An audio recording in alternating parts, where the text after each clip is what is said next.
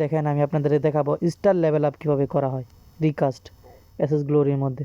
এই যে এখানে ক্লিক করলাম, ক্লিক করার পরে উপরে গেলাম, সবগুলা একই রকম, ঠিক আছে, ভালো করে মনে রাখেন সবগুলা একই রকম। এই যে দেখেন এখন আমি এটারে দেখেন কিভাবে করতেছি।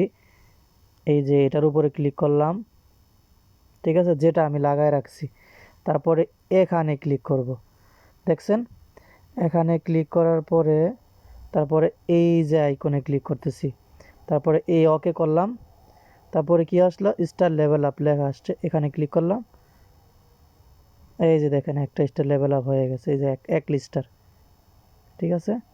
দেন দ্বিতীয়বার আবার ক্লিক করব, সেমটা লাগবে, যেটাই আপনি বড় করবেন সেটা সেমটা লাগবে। এই যে আবার করলাম, এই যে হয়ে গেছে।